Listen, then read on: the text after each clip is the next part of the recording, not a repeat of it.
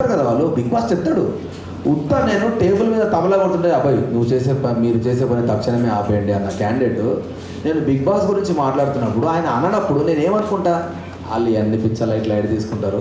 ఇప్పుడు వాళ్ళు ఏంది మన పేషెన్సీ టెస్ట్ అక్కడ. వీడు టంగ్ లూజ్ అవుతున్నాడు అని అనుకుంటారు కానీ వీడు నన్ను తిడుతున్నాడు ఎందుకు అనుకుంటారు అని చెప్పి నేను ఆబ్వియస్లీ అనుకుంటాను. ఎందుకంటే నేను కన్ఫెషన్ రూమ్కి వెళ్తాను చాలాసార్లు అడిగిన.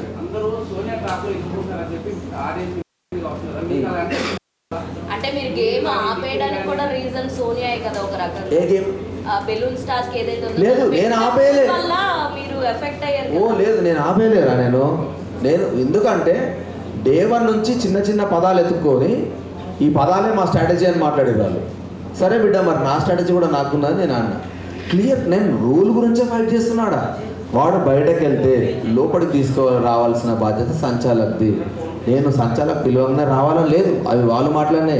శరీరం అంటే ఫుల్ బాడీ అని నేను అనుకుంటే తలకాయ ఒకటే అని వాళ్ళు ఎట్లా అనుకున్నారో వాడు బయట వెళ్ళినప్పుడు లోపలికి రావాలి అని అంటే తీసుకురావాల్సిన బాధ్యత సంచాలకుది. అంతకుముందు సంచాలకు ఏం చేస్తారు జనరల్గా వాడు రూల్ అన్నప్పుడు. ఇప్పుడు ఎంపైర్ ఉన్నాడు నేను లైన్ బయట చుట్టూ ఏమంటాడు నువ్వు లోపలికి వచ్చినాక గేమ్ కంటిన్యూ చేస్తా అంటాడు. నువ్వు మధ్యలోకి వచ్చినాక నేను చేస్తా అంటే నీ మాట నేను ఎందుకు వింటాను. నేను బరాబరేనా. ఇప్పుడు ఆమె వింటదా వేరే సంచాలకు అయితే అడ్డంగా వాదిస్తాను. ఫుల్ మ్యానిపులేటింగ్ అంటే నేనేమంటా తెలుసా. ఇప్పుడు వినటోడికి గుర్రలేదంట కరెక్ట్గా. నువ్వు ఎందుకు మ్యానిపులేట్ అవుతావు పోయి నీ అమ్మ నీకు 25 ఏళ్ళు దాటి ఉన్న వాళ్ళు అందరూ ఉన్నారు. నువ్వు మ్యానిపులేట్ ఎందుకు అవుతావు. నేను అందుకే మ్యానిపులేట్ అవుతున్నావు అనుకున్న వాళ్ళందరితో మాట్లాడాను. నేను నిఖిల్కి చెప్పిన మిగతా వాళ్ళందరికీ చెప్పిన సీతుకు కూడా కొన్ని చెప్పిన నాకు చెప్పాలనిపిస్తున్నాయండి. మస్తు మాట్లాడతారు. వాడి మాటలేని నువ్వెందుకు చేంజ్ అవుతావు అనేది నా పాయింట్.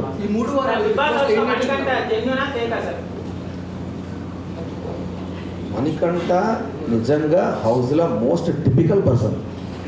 హానెస్ట్గా చెప్తున్నాను నేను. ఎందుకంటే ఒకటి చెప్తా మణికంఠ సిచ్యువేషన్ మాట అనిపించింది హానెస్ట్గా. నేను హౌస్లో ఉన్నప్పుడు అంటే నేను ఎగ్జాక్ట్లీ బయటకు వచ్చే ముందే జరిగింది అది. కొన్ని జరిగినాయి. ఇప్పుడు అది ఎట్లా అంటే అది మాట్లాడుతూ ఉంటాడు వాడు వెళ్ళి గంటలు అది 100% స్ట్రాటజీ అన్న. ఫస్ట్ వీక్ వెళ్ళిపోవాల్సినోడు నేను ఒక పాయింట్ ట్రిగ్గర్ చేస్తే వాడు బయటకు వచ్చి అన్నాడు నువ్వు క్వశ్చన్కి నా దగ్గర ఆన్సర్ లేదు అందుకే నేను గివ్ అప్ ఇచ్చేసిన డిస్కషన్స్లా. అప్పుడే నాకు అర్థమైంది నువ్వు పాయింట్ మాట్లాడతావని. నా ఎమోషన్స్ కంట్రోల్ చేసుకుంటా అని అన్నాడు.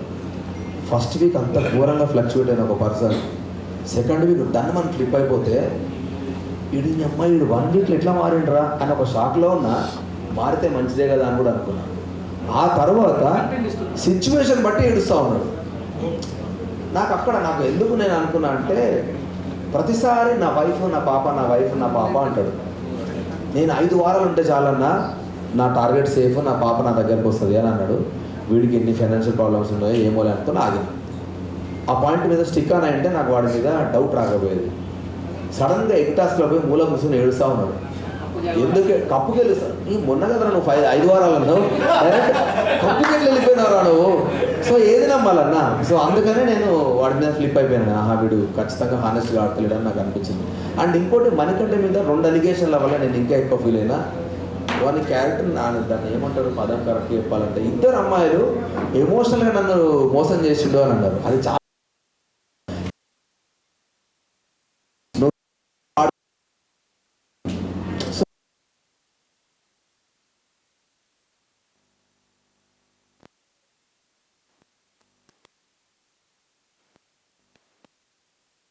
సో అట్లీస్ట్ నాకు ఇంకొకటే ఒక ఆప్షన్ ఏముండే అంటే వెళ్ళిపోతున్నప్పుడు వానికి బ్లాక్ రోజ్ ఇచ్చి మనకంట దోష ఉంది సిచ్యువేషన్ అవాయిడ్ చేయ ఇంక ఇది ఒకటే నీకు నేను ఇచ్చే సజెషన్ అని బయటకు వచ్చేసిన అంతే. సోనియా స్ట్రాంగ్ అయితే ఆడతలేదు. ఆ మాటలే ఉన్నాయి సోనియా. నాకు తెలిసిన సోనియా ఫైటర్ కానీ ఆ ఫైటర్ నాకు ఎక్కడ కనపడలేదు. ఫస్ట్ 2-3 రోజులే కనబడ్డది. ఆ తర్వాత ఆమె ఎందుకు సైలెంట్ అయింది ఏమైంది నాకు అసలు నో ఐడియా.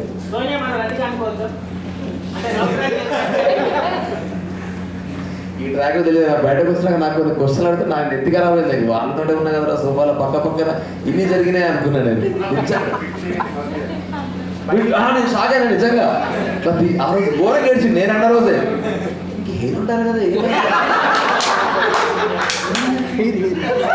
భలే కవర్ చేసిన నీట్గా కవర్ చేసిండు. చాలా ఆ బిట్ సెట్ అయిపోయింది. మస్తు సెట్ చేసుకున్నాడు వాడు, సూపర్ సెట్ చేసుకున్నాడు. అంటే మనం యాక్టర్స్ అన్నా మనం నీట్గా కనబడాలి అన్నాడు, అది మంచిగా అనిపించింది. మీరు కూడా సెట్ చేసి అది నేను ఎన్నిసార్లు పక్కకుండి నవ్వుకున్నాక అర్థం కాలేదు. సడన్గా వచ్చి నాకు ఒక హగ్గి అని చెప్పి ర్యాండమ్గా వచ్చి హగ్ చేసుకుని వెళ్ళిపోతాడు. యష్మి ఫీల్ అయిన తర్వాత నాకు కొంచెం ఆక్వర్డ్ అనిపించింది. అప్పటిదాకా నేను మణికంటే యష్మికి కోల్డ్ వార్ అవుతుంది. ఎందుకంటే యష్మిని వాడు ఫ్లర్ట్ చేస్తా ఉన్నాడు. ఎట్లా అంటే యష్మి నువ్వు చాలా క్యూట్ ఉన్నావు అని, సారీ శ్రీప్రియ అంటాడు. శ్రీప్రియ వాళ్ళ వైఫ్ పేరు ఇక్కడ ఉంటుంది ఇంకా ట్యాగ్, నువ్వు చాలా క్యూట్ ఉన్నావు యష్మి అని ఇట్లా మాట్లాడుతూ ఉంటాడు. స్ట్రాటజీ. అరే నీకు పెళ్ళైంది కదరా అంటే పెళ్ళైతే ఏముంది ఫ్లర్ట్ చేద్దాం అంటాడు. ఇది హెల్తీ ఫ్లర్టింగ్ అంటాడు. సో ఇవన్నీ నేను చూసుకుంటూ వచ్చి వీడు ఇంతే లేచి చిల్ అవుతున్నాడు అని అనుకున్నా. యష్మి కూడా సరదాగా తీసుకుంది. ఎప్పటిదాకా సరదాగా తీసుకుంది, వాళ్ళు జోక్లో మాట్లాడిన మాటలు అనేది చల్లకిలో పాయింట్ తీసి నామినేట్ చేసరికి ఫ్లిప్ అయిపోయింది ఆ పిల్ల. సో ఆమె యష్మి కరెక్ట్ చెప్పాలంటే గేమ్ని గేమ్ లాగా ఆడుకుంటా, నువ్వు ఫ్రెండ్గా నువ్వు ఎవ్వరు అనగా నువ్వు తప్పు చేస్తే పాయింట్ అవుట్ చేస్తే ఒకే ఒక స్ట్రైట్ ఫార్వర్డ్ క్యాండిడేట్ యష్మి హౌస్లో.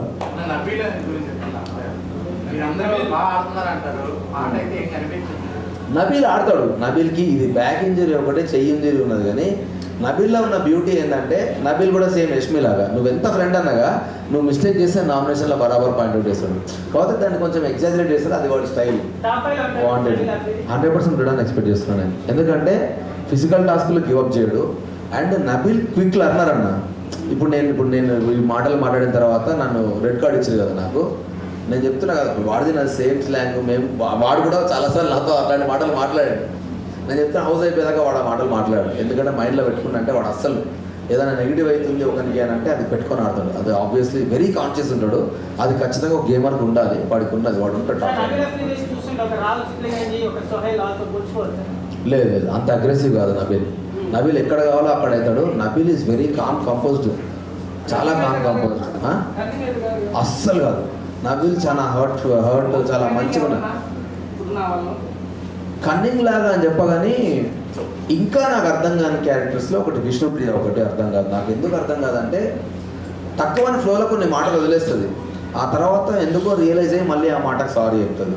అట్లా నన్ను ఒక మాట అన్నది, నబీల్ని ఒక మాట అన్నది గేమ్ ఆడుతున్నప్పుడు. అంటే తక్కువ నువ్వు ఒకరిని అసాసినేట్ చేయకూడదు కదా, రాంగ్ వర్డింగ్స్ యూజ్ చేసి. ఆ తర్వాత నువ్వు సారీ చెప్పి ఏం లాభం అన్నా, జరగని దాన్ని జరిగినట్టు పోర్ట్రే చేయడం. అది నాకు ఎందుకో నాకు దానివల్లనే కొంచెం ఆకోడ్ అనిపిస్తూ ఉంటుంది. అండ్ ఆమె రాదు. నీకు ఇప్పుడే విన్నా నాకు అర్థమైతే లేదని నాకే లోపలలోనికి అర్థం కాలేదంటే బయట ఉన్న వాళ్ళకి అసలు అర్థం కాదు. సో డెఫినెట్గా దాన్ని రాదు. నిఖిల్ నేను విన్న ఆట వేరే, నిఖిల్ నేను చూస్తున్న ఆట వేరే. వాడు చాలా ఎమోషనల్ అయిపోయాడు. నాకు అందుకే అర్థమైంది. నేను వచ్చే 2 రోజులు నిఖిల్ నాకు సోనియా మీద డిస్కషన్. ఒకటే ఏంటంటే అరే ఆమె అడిగిన అన్నీ చేయాలనుకుంటుందిరా అని వాడు అంటాడు. ఏంటమ్మా నీకేమైందిరా, నువ్వెందుకు చేస్తున్నావు, నువ్వు ఒక స్ట్రాంగ్ ప్లేయర్, నువ్వు అంతా ఫైట్ చేసినావు, నీకు ఏమైంది అంటే ఏమోరా నాకు అర్థమవుతలేదు. అండ్ ఇంకోటి ఏమైందంటే వాని దరిద్రం పాపం ఉన్నది 3 వారాలు కానీ 4గురితో లింకేసారు వానికి. ఆ 3 వారాలల్లా వానికి ఎవరితో మాట్లాడాలన్నా భయం అయితే ఉండదు. సో అట్లా వాడు ఏది మాట్లాడితే ఎట్టిపోతానో ఒక భయంలోకి వెళ్ళిపోయాడు. కానీ నిఖిల్ అది కాదు. ఎవరు నిఖిల్ చాలా జెన్యూన్ క్యాండిడేట్, కానీ ఎమోషన్స్ వాళ్ళ గేమ్ని తొక్కేసినాయి. నేను వచ్చినప్పుడు అదే చెప్పిన, అవన్నీ వదిలేసాక ప్లీజ్ నాకు ఆ పాత నిఖిల్ కావాలి.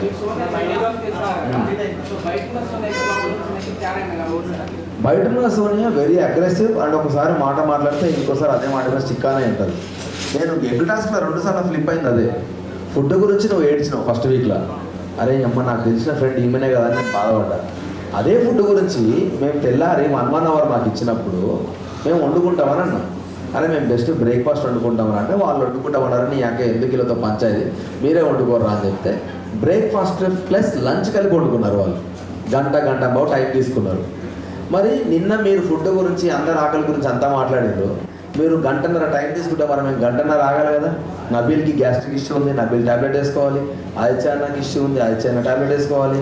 మరి మీ దాంట్లో అట్లా ఎవరు లేరు హెల్త్ ఇష్యూస్. సరే మీకు ముందు టైం ఇస్తాం, మరి తీసుకోవచ్చు కదా. ఆ ప్రేమ ఇక్కడ ఏమైంది? ఫోటో టాస్క్లా దెబ్బ తాకుతుందనే ఫిజికల్ వైలెన్స్ అవుతుంది చెప్పి అన్నిసార్లు ఆపింది. అన్నిసార్లు మీరు ఆపినప్పుడు ఎగ్ టాస్క్లో కూడా ఫిజికల్ వైలెన్స్ అవుతున్నప్పుడు మీరు ఎందుకు ఆపలేదు? సో ఇప్పుడు ఆ సోనియా నిజమా, ఈ సోనియా నిజమా?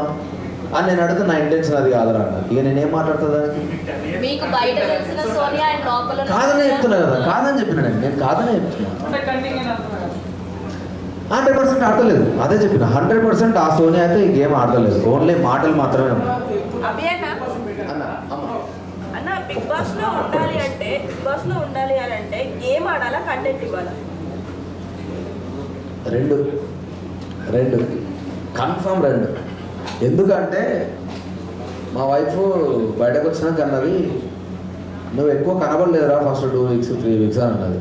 నేను నా ఏవి చూసినావు కదరా, నేను కనపడకపోతే అన్ని ఎమోషన్లు ఎడిగేలు ఉంటాయి.